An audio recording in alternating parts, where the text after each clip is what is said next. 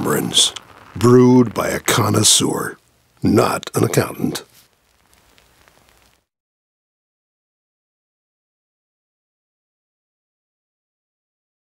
We're back at Mediazoic with Julian Taylor that we just listened to Be With You, a live acoustic version that he recorded right here in the studio, which was awesome. Thank you very much.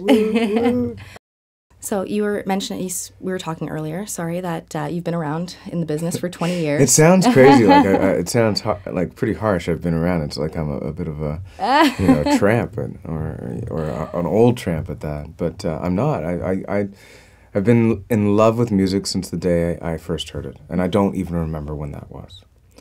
And so yeah, I've been around and I've had a good time with it, and I continue to. I love meeting new people and fresh new sounds and things that make me go, and, it's all about pulling on heartstrings, really. Right. So over the years, I'm sure that, being involved in music from such a young age, you've noticed a huge shift in the way music is promoted and distributed with the dawn of the internet and, being able to share online and access music online so easily. Mm-hmm. What's your opinion on that? There's so many conflicting opinions on whether it's a great thing or a terrible thing for the artist. What are your thoughts on that? Well, personally, when Napster first came out, we had just been signed to Warner Brothers, and that was 2000. Yeah, it was 2000. Our record came out in 2001, and I think it would have done a lot better at that point in time had Napster not been, the illegal service that it was. But granted, I was somebody who actually went and downloaded illegal songs as well. And it's funny because people have asked me to play certain gigs and stuff like that, and they're like, do you know that song? And sometimes I don't, and I can just go to YouTube now and figure it out. I tend to think that the dawn of the internet, quote unquote, is a really great thing. I think the world's changing in such an amazing way.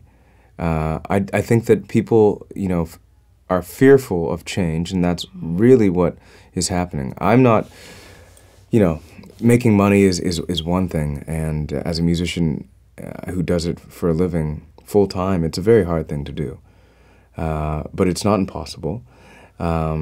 I have not certainly taken advantage of the internet the way that I could and should, and others have.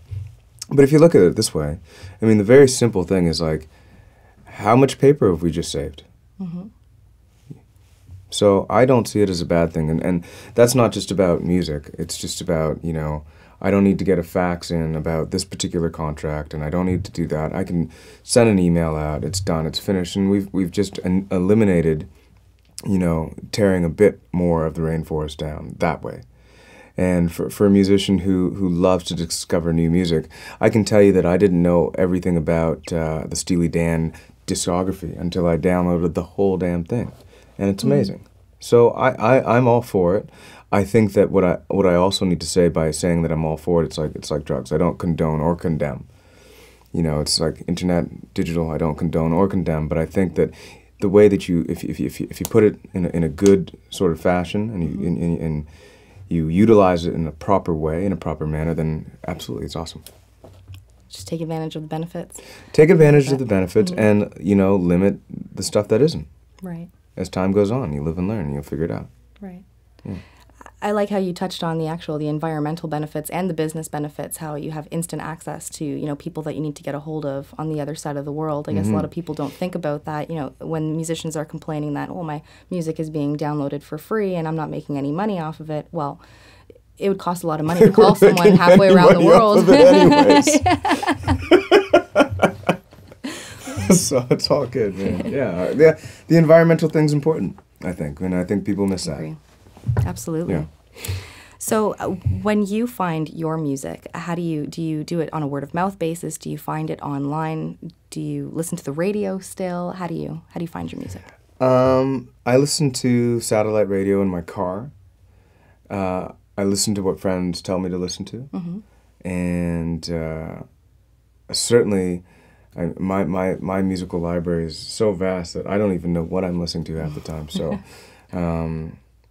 In that regard, I do a lot of streaming as well. Okay. And just let things play out. But yeah, I mean, I have my favorites.